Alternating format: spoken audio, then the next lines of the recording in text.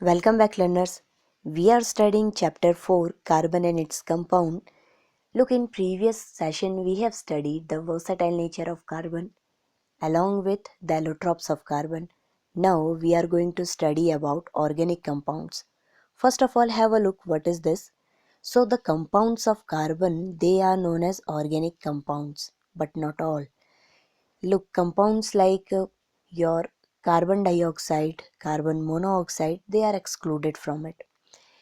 Carbon compounds, or even you can say organic compounds, are covalent compounds. They are having low melting point and boiling points. So this is their characteristic. Let me tell you something more about them. Actually, these compounds were initially extracted from natural substances, and it was thought that these carbon compounds or organic compound could only be found within a living system. That is why a theory named vital force theory was postulated by Berzelius. According to him, some vital force are required in order to make organic compound. That's why we can make them only in a living system.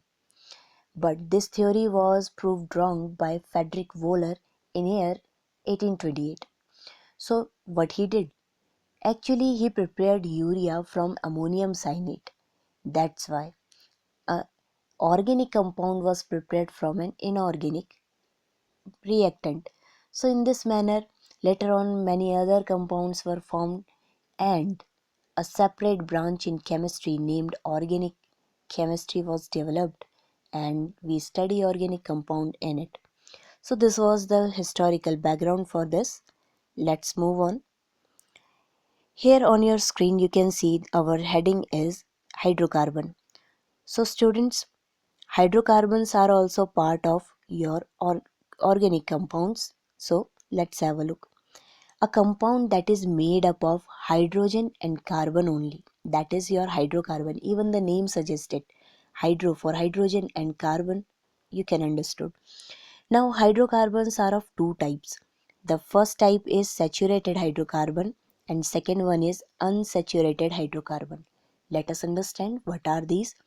Look students, saturated hydrocarbons, which are also called alkanes, they are those hydrocarbon in which every carbon will connect with each other through a single bond.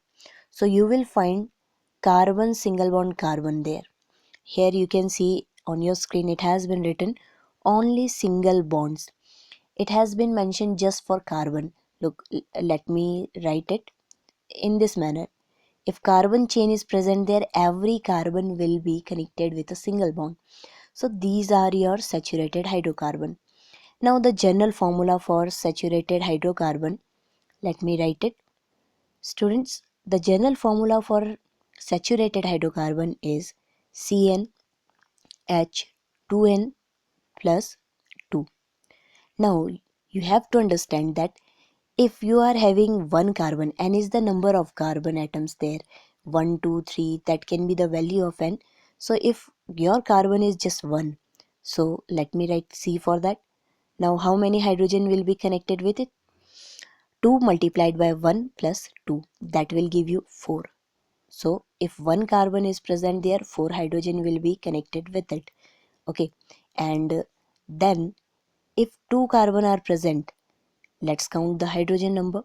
2 multiplied by 2 plus 2, so it will give you 6.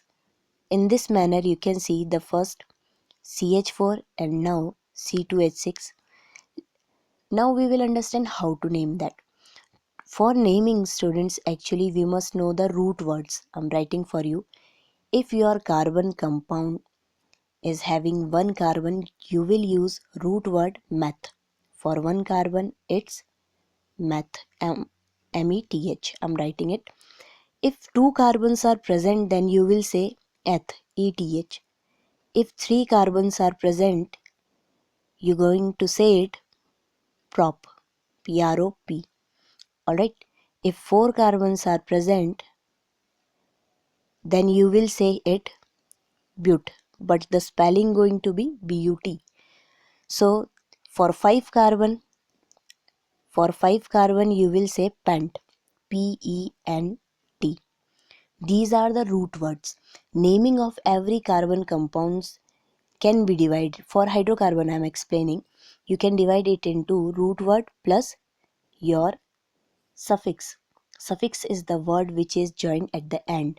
And for saturated carbon compounds, which we are studying here, the alkanes, the suffix used is ane. Now let's sum up both the things. Here CH4, you can see the name is methane, meth for having one carbon, ane just because it is a alkane. Now next one is ethane. Why it's so? Eth for two carbon, and because they are connected with a single bond, they are alkane, that's why ane at the end. Next propane, then butane. So you must have understood it. You have to remember the root words and then you have to join just A and E with that. Now let's have a quick discussion on other things. Here on your screen it's the second type of hydrocarbon, that is unsaturated hydrocarbon. Students, unsaturated hydrocarbons can be of two types, alkene, alkyne.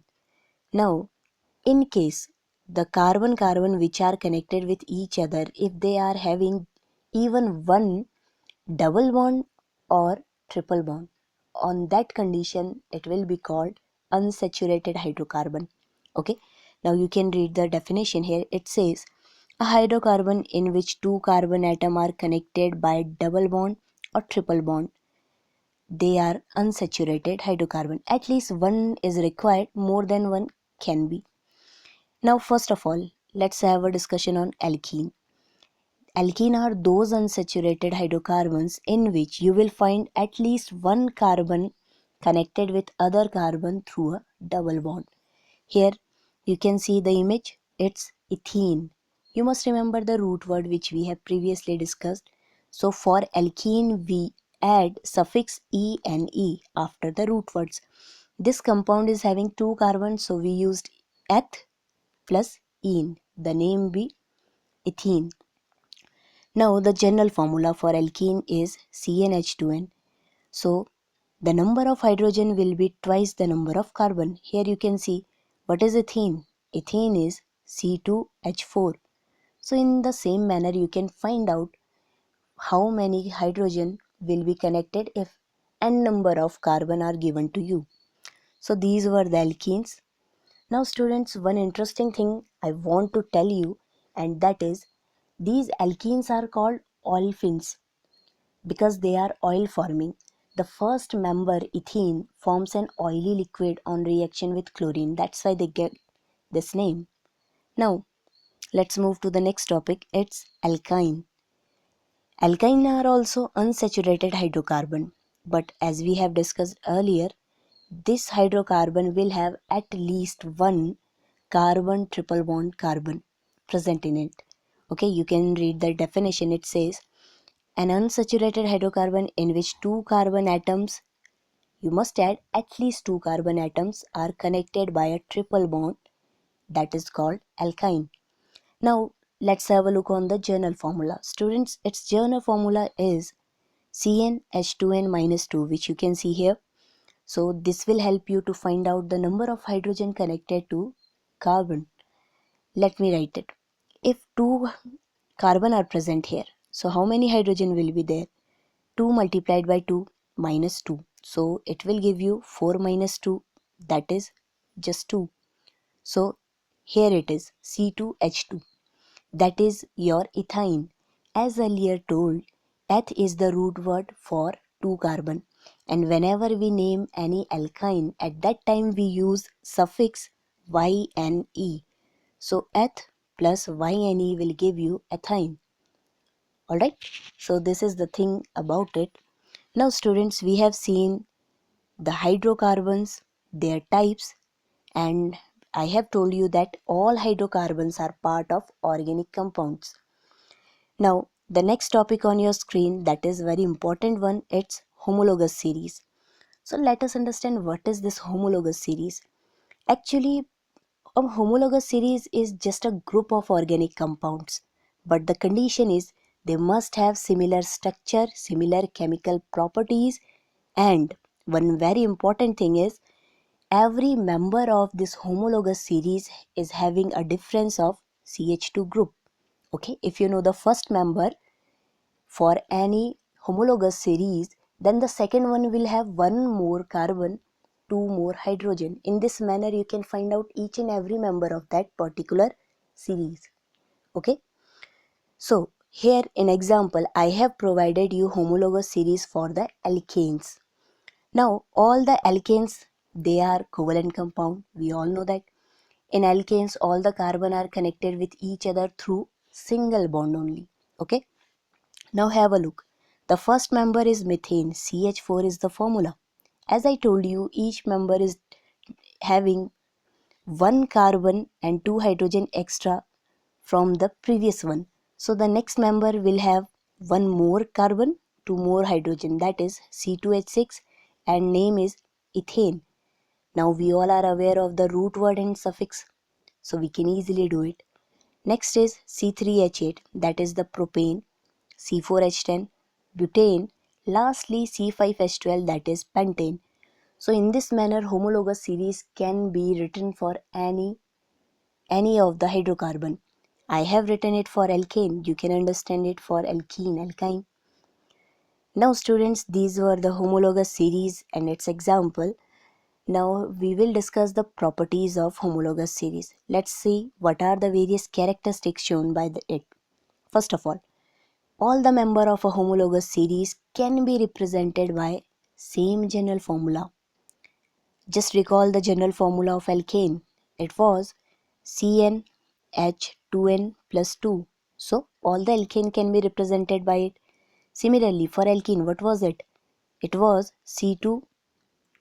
Alright, CnH. Let me write it again. It was CnH2n. This was for alkene, and for alkyne it was CnH2n minus 2. So in this manner you can see that all the members can be represented by just a formula. This was the first characteristic. Now let's have a look on the next one. Any two adjacent homologules differ by one carbon atom and two hydrogen atom. So each of the member is having just this difference, as I told you previously. Now next thing, students, the mass of one carbon, it will be 12, and that of two hydrogen going to be 2. What it will be? It will be 14U. So no surprise that the difference between two homologous member is 14U. I'm just talking about the adjacent ones. Now next thing, all the compounds of a homologous series shows similar chemical properties. Just because they all are having same type of structure, they are having all same chemical properties. Next thing is, the member of a homologous series show a gradual change in their physical properties with increase in molecular mass. Now it's very easy to understand that. Here you can see methane is having just one carbon and four hydrogen. After that you can see there is regular increase in number of carbon and hydrogen. It's obvious that when we will go down the series, the molecular mass will increase, and along with that all the physical properties varies. Now this was the thing. We have understood all these compounds, homologous series. That's all for today students. Keep learning, keep asking.